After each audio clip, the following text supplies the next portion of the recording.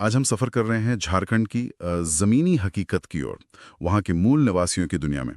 हमारे पास जो स्रोत हैं वो झारखंड की प्रतियोगी परीक्षाओं जैसे जेपीएससी और जेएसएससी की तैयारी से जुड़े दस्तावेज हैं। अब ये सुनने में थोड़ा सूखा लग सकता है, जैसे किसी गाइड बुक को पढ़ रहे हों, लेकिन हमारा मिशन है इन तथ्यों और आंकड़ों के पीछे छिपी आत्मा को समझना। हम जानेंगे कि झारखंड की 32 जनजातियों की संस्कृति, उनकी सामाजिक बनावट और उनकी संवैधानिक पहचान क्या है। ये सिर्फ परीक्षा के लिए नहीं, बल्कि उस राज्य की रगों में दौड़ती विरासत को समझने के लिए जरूरी है ना। बिल्कुल सही कहा।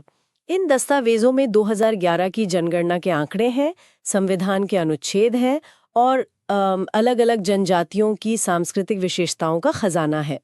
अक्सर हम इन तथ्यों को रट तो लेते हैं, पर उनके पीछे का क्यों और कैसे नहीं समझ पाते। आज हम उसी परत को खोलने की कोशिश करेंगे। तो चलिए शुरू करते हैं सबसे बुनियादी सवाल से। जब हम आदिवासी कहते हैं तो इसका असल में मतलब क्या है? हाँ, ये अच्छा शुरुआती बिंदु है। आदिवासी शब्द हम रोज सुनते हैं, पर इसका शाब्दिक अर्थ क्या है? और क्या हमारा संविधान भी इसी शब्द का इस्तेमाल करता है? देखिए, आदिवासी का मतलब है आदिकाल से रहने वाले लोग। ये वो समुदाय हैं जो किसी भूमि पर सबसे पहले बसे। लेकिन दिलचस्प बात यह है कि भारतीय संविधान आदिवासी शब्द का इस्तेमाल नहीं करता। अच्छा। संविधान में इनके लिए अनुसूचित जनजाति या शेड्यूल्ड ट्राइब शब्द का प्रयोग किया गया है। Scheduled tribe? जी, और किसी भी समुदाय को इस सूची में डालने का अधिकार सिर्फ भारत के राष्ट्रपति के पास है। पर ये किसी अनुच्छेद के तहत होता होगा? हाँ, अनुच्छेद 342 के तहत। अच्छा, तो ये एक संवैधानिक दर्जा है, सिर्फ एक पहचान नहीं। और जाहिर है इस दर्जे के साथ कुछ विशेष अधिकार और सुरक्षा भी जुड़ी होगी। बिल्कुल। और यहीं पर इन स्रोतों में दिए गए अनुच्छेद बहुत महत्वपूर्ण हो जाते हैं। इन्हें सिर्फ नंबर की तरह नहीं देखना चाहिए, बल्कि एक सुरक्षा कवच की तरह समझना चाहिए। मोटे तौर पर 3 तरह की सुरक्षा दी गई है। 3 तरह की? चलिए इसे थोड़ा आसान करते हैं। पहली है राजनीतिक सुरक्षा। अनुच्छेद 330 लोकसभा में और अनुच्छेद 332 विधानसभाओं में इन समुदायों के लिए सीटें आरक्षित करता है। मतलब देश और राज्य के नीति निर्माण में उनकी आवाज सुनी जाएगी। सही समझे, उनकी अनदेखी नहीं हो सकती है। ठीक है, ये हुई उनकी राजनीतिक हिस्सेदारी। और दूसरी सुरक्षा? दूसरी है नौकरियों और प्रशासन में हिस्सेदारी। अनुच्छेद 335 कहता है कि सरकारी नौकरियों में नियुक्ति करते समय अनुसूचित जनजातियों के दावों का ध्यान रखा जाएगा। तो ये सिर्फ नौकरी देना नहीं है, बल्कि उन्हें देश के प्रशासनिक ढांचे का हिस्सा बनाना है। बिल्कुल। और तीसरी और सबसे अहम सुरक्षा है उनके अधिकारों की निगरानी। अनुच्छेद 338A के तहत अनुसूचित जनजातियों के लिए एक राष्ट्रीय आयोग बनाया गया है। ये आयोग एक तरह से इन समुदायों का अपना वॉचडॉग है, जो ये सुनिश्चित करता है कि उनके संवैधानिक अधिकारों का हनन ना हो। ये तो बहुत ही मजबूत ढांचा है। तो अब जब हमने संवैधानिक स्थिति समझ ली है, तो झारखंड के जमीनी आंकड़ों पर आते हैं। यहाँ की तस्वीर कितनी बड़ी और विविध है। तस्वीर बहुत बड़ी है। झारखंड में कुल 32 जनजातियां रहती हैं। 32? जी, 32 अलग-अलग समुदाय, जिनकी अपनी भाषा, अपनी संस्कृति और अपनी परंपराएं हैं। 2011 की जनगणना के हिसाब से राज्य की कुल आबादी का 26.2% हिस्सा इन्हीं जनजाति समुदायों का है। 26% से भी ज्यादा? हाँ, यानी झारखंड का हर चौथा व्यक्ति एक आदिवासी है। ये आंकड़ा दिखाता है कि आप झारखंड को उसकी जनजातीय पहचान से अलग करके समझ ही नहीं सकते। और इन 32 जनजातियों में क्या कुछ समुदाय दूसरों से ज्यादा बड़े हैं जनसंख्या के हिसाब से? हाँ, बिल्कुल। इनमें 3 सबसे बड़े समुदाय हैं, संथाल, उरांव और मुंडा। ये तीनों मिलकर ही झारखंड की कुल जनजातीय आबादी का लगभग 70% हिस्सा बनाते हैं। 70%? सिर्फ 3 समुदाय? जी हाँ, संथाल सबसे बड़ा समूह है, लगभग 35%। उसके बाद उरांव है, करीब 18%, और फिर मुंडा, लगभग 14.5%। तो जब भी झारखंड की आदिवासी संस्कृति की बात होती है, तो इन 3 समुदायों का जिक्र सबसे पहले आता है। लेकिन यहाँ एक और वर्गीकरण है जिसका जिक्र स्रोतों में बार-बार आता है। आदिम जनजाति या प्रिमिटिव ट्राइब्स, ये प्रमुख जनजातियों से कैसे अलग हैं? ये एक बहुत ही महत्वपूर्ण अंतर है। उन 32 में से 24 जनजातियां प्रमुख श्रेणी में हैं, लेकिन 8 को आदिम जनजाति का दर्जा दिया गया है। अच्छा। ये वो समुदाय हैं जो आज भी काफी हद तक अपनी सदियों पुरानी जीवन शैली से जुड़े हुए हैं। उनकी अर्थव्यवस्था आज भी शिकार, खाद्य संग्रह और झूम खेती पर आधारित है। वो आधुनिक समाज के दौर से बहुत दूर हैं। और ये कौन सी जनजातियां हैं? क्या कोई ऐसा उदाहरण है जिससे हम उनकी जीवन शैली की एक झलक पा सकें? इन 8 में बिरहोर, कोरवा, असुर, परहिया, माल पहाड़िया, सौरिया पहाड़िया, बिरजिया और सबार शामिल हैं। जैसे बिरहोर का नाम ही लीजिए। बिरहोर इसका शाब्दिक अर्थ है जंगल का आदमी। ये आज भी छोटे छोटे समूहों में जंगलों में रहते हैं, रस्सी बनाने की कला में माहिर हैं और बंदर पकड़ने के लिए जाने जाते हैं। वाह। उनकी पूरी दुनिया जंगल के इर्द गिर्द घूमती है। इसी तरह असुल जनजाति को भारत की सबसे प्राचीन जनजातियों में से एक माना जाता है, जो लोहा गलाने की पारंपरिक कला के लिए जानी जाती थी। ये तो सच में इतिहास को जीते जागते देखने जैसा है। और परीक्षाओं के लिहाज से भी ये महत्वपूर्ण है। जैसा कि स्रोत बताते हैं, 2016 जेपीएससी में कोरवा जनजाति के बारे में सवाल पूछा गया था। जी हाँ, इसीलिए ये जानना जरूरी है कि कौन सी जनजाति आदिम है और कौन सी प्रमुख। अब अगर हम इन सभी 32 जनजातियों की जड़ों को देखें तो मानव शास्त्री इन्हें 2 मुख्य प्रजातीय समूहों में बांटते हैं। ना मतलब उनके शारीरिक बनावट और मूल वंश के आधार पर। बिल्कुल। पहला और बड़ा समूह है प्रोटो ऑस्ट्रेलॉइड। इसमें संथाल, मुंडा, हो जैसी ज्यादातर जनजातियां आती हैं। ठीक है। और दूसरा समूह है द्रविड़। इसमें मुख्य रूप से उरांव जनजाति आती है, साथ ही खरवार और गोंड भी। यहाँ एक दिलचस्प बात दिख रही है। उरांव जनजाति जनसंख्या में भी दूसरे नंबर पर है और प्रजातीय रूप से भी बाकियों से अलग है। और ये अलगाव सिर्फ प्रजाति तक ही सीमित नहीं है, ये उनकी भाषा में भी झलकता है। अच्छा। यही तो झारखंड की खूबसूरती है। यहाँ भाषा के आधार पर 3 अलग-अलग परिवार मिलते हैं। ज्यादातर जनजातियां जैसे संथाल और मुंडा ऑस्ट्रो एशियाटिक भाषा परिवार की भाषाएं बोलती हैं, जैसे संथाली और मुंडारी। और उरांव द्रविड़ भाषा परिवार की कुड़ुख भाषा बोलते हैं। कुड़ुख? जी। और इसी तरह पहाड़िया जनजाति मालतो बोलती है, जो वो भी द्रविड़ परिवार की है। ये भाषा ही उनके दक्षिण भारत से प्रवास का सबसे बड़ा सबूत है।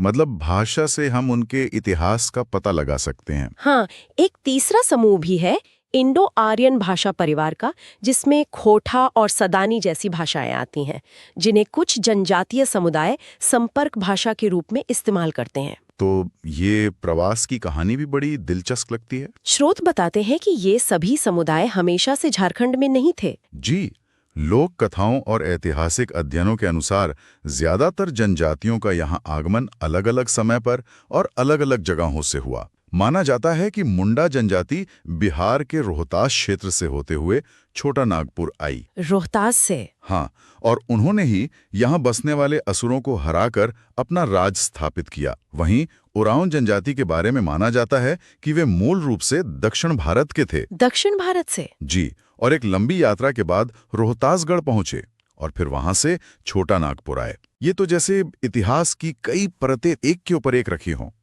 और एक स्रोत में श्रीलंका के विद्या और ऑस्ट्रेलिया के मूल निवासियों से समानता का भी जिक्र है। ये क्या है? हाँ, ये एक आकर्षक मानव शास्त्रीय तथ्य है।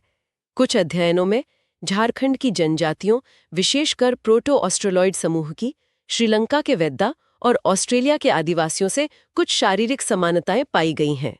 यह इस बात की ओर इशारा करता है कि इनके पूर्वज कितने प्राचीन और भौगोलिक रूप से कितने विस्तृत क्षेत्र में फैले हुए थे।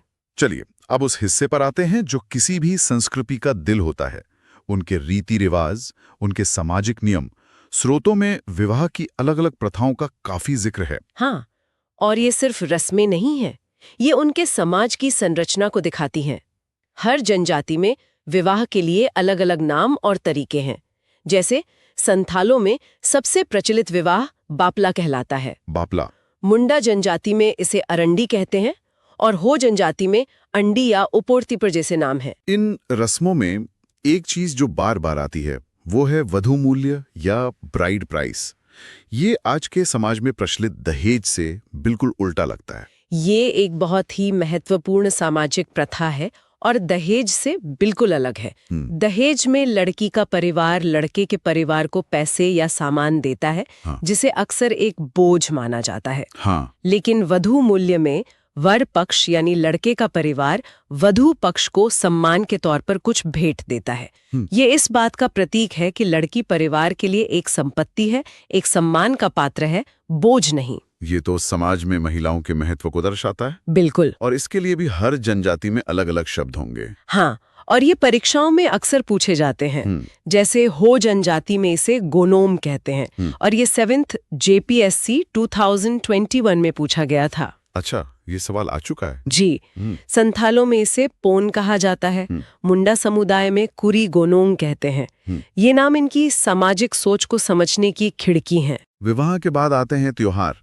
झारखंड तो वैसे भी त्योहारों और उत्सवों की भूमि है। स्रोतों में सरहुल और सोहराय का जिक्र प्रमुखता से है। ये दोनों ही झारखंड की आत्मा हैं। सोहराय संथाल जनजाति का सबसे बड़ा त्योहार है, जो कार्तिक अमावस्या को मनाया जाता है।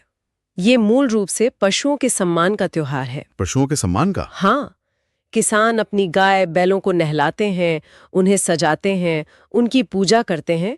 ये प्रकृति और पशुओं के साथ उनके गहरे रिश्ते का प्रतीक है। और सरहुल, उसे तो फूलों का त्योहार भी कहते हैं। सरहुल तो पूरे झारखंड के आदिवासियों का सबसे बड़ा पर्व है। जब साल के पेड़ों पर नए फूल खिलते हैं, तब ये त्योहार मनाया जाता है। ये प्रकृति की पूजा है, धरती माँ का धन्यवाद करने का तरीका है। मतलब ये मौसम के बदलने का उत्सव है। बिल्कुल। लोग पारंपरिक नृत्य करते हैं, जश्न मनाते हैं। ये सिर्फ एक त्योहार नहीं, बल्कि नए साल और नए जीवन के आगमन का उत्सव है। और जैसा कि स्रोत बताते हैं, ये दोनों ही 5th JPSC 2013 में पूछे गए थे, जो इनकी अहमियत को दिखाता है। इन त्योहारों और रस्मों को सीखने सिखाने के लिए भी क्या कोई व्यवस्था है? मेरा मतलब है, आज हमारे पास स्कूल कॉलेज हैं। इन समुदायों में ज्ञान अगली पीढ़ी तक कैसे पहुंचता था? यहाँ युवा गृह या यूथ डॉर्मेटरी की एक बहुत ही अनोखी परंपरा का जिक्र है। हाँ, युवा गृह इन समाजों की सबसे अनूठी और महत्वपूर्ण संस्थाओं में से एक है। ये सिर्फ युवाओं के रात में सोने की जगह नहीं थी, जैसा कि नाम से लगता है। तो फिर क्या थी? ये एक तरह से उनके कम्युनिटी स्कूल या ट्रेनिंग सेंटर थे। Training centre? किस तरह की ट्रेनिंग? हर तरह की। यहाँ गांव के किशोर किशोरियों को अपनी जनजाति की परंपराएं, लोक कथाएं, गीत, नृत्य और संगीत सिखाया जाता था। अच्छा। उन्हें शिकार करने के तरीके, सामाजिक नियम और अपनी जिम्मेदारियों के बारे में बताया जाता था। ये किताबी पढ़ाई नहीं, बल्कि जिंदगी की पढ़ाई थी। तो ये एक तरह से उनके गुरुकुल थे। हाँ, कह सकते हैं। ये संस्कृति को एक पीढ़ी से दूसरी पीढ़ी तक पहुंचाने का सबसे कारगर तरीका था। और इनके भी अलग अलग नाम होंगे? निश्चित रूप से। ओरांव जनजाति के युवा गृह को धूमड़कुरिया कहते हैं। हाँ। जो सबसे ज्यादा प्रसिद्ध है। धूमरकुड़िया। मुंडा जनजाति में इसे गिटियोड़ा कहा जाता है। वहीं संथाल और गोंड जनजाति में ये घोटुल कहलाता है। दुर्भाग्य से आधुनिक शिक्षा और समाज के प्रभाव में ये संस्थाएं अब धीरे धीरे कमजोर पड़ रही हैं। जिसके साथ ही संस्कृति के हस्तांतरण का एक पूरा तरीका खत्म होने का खतरा है। संस्कृति के बाद आते हैं आस्था और विश्वास पर। क्या इन सभी 32 जनजातियों के देवी देवता एक जैसे हैं या यहाँ भी विविधता है? यहाँ भी विविधता है, लेकिन एक समानता भी है। ज्यादातर जनजातियों के सर्वोच्च देवता सिंगबोंगा हैं। सिंगबोंगा? सिंगबोंगा का अर्थ है सूर्य देवता। संथाल, मुंडा, हो, ये सभी सिंगबोंगा को ही अपना सबसे बड़ा देवता मानते हैं। ये दिखाता है कि प्रकृति और विशेषकर सूर्य इनकी आस्था के केंद्र में है। अच्छा, तो सिंगबोंगा मतलब सूर्य। ये तो दुनिया की कई प्राचीन सभ्यताओं जैसा ही है, जहां सूर्य को सबसे बड़ा देवता माना जाता था। कितना दिलचस्प कनेक्शन है। बिल्कुल। सिंगबोंगा के अलावा हर गांव के अपने देवता होते हैं, जिन्हें हातू बोंगा कहते हैं। पहाड़ के देवता को बुरु बोंगा और हर परिवार या कुल के अपने देवता को ओड़ा बोंगा कहा जाता है। ये तो एक बहुत ही विस्तृत और संगठित धार्मिक व्यवस्था है। जी। और जो इन धार्मिक अनुष्ठानों को करवाते हैं, जो पुजारी होते हैं, क्या उनके लिए भी अलग अलग नाम हैं? हाँ, और ये जानना भी जरूरी है। धार्मिक प्रधान या पुजारी को संथाल समुदाय में नाइके कहा जाता है। नाइके। मुंडा और उरांव दोनों ही जनजातियों में धार्मिक प्रधान को पाहन कहते हैं। पाहन। वहीं हो जनजाति में ये जिम्मेदारी द्यूरी निभाते हैं। ये सिर्फ पुजारी नहीं होते, बल्कि गांव के सामाजिक और धार्मिक मामलों में बहुत सम्मानित व्यक्ति होते हैं। तो आज की इस पूरी चर्चा से एक बात तो साफ है कि झारखंड की जनजातीय दुनिया बाहर से जितनी सरल दिखती है, अंदर से उतनी ही गहरी, व्यवस्थित और समृद्ध है। हमने उनकी संवैधानिक सुरक्षा से लेकर उनकी अनूठी सामाजिक और सांस्कृतिक प्रथाओं तक की एक झलक देखी। हमने देखा कि कैसे 32 अलग-अलग जनजातियों का अपना इतिहास, अपनी भाषा, अपनी आस्था और अपनी जीवन शैली है।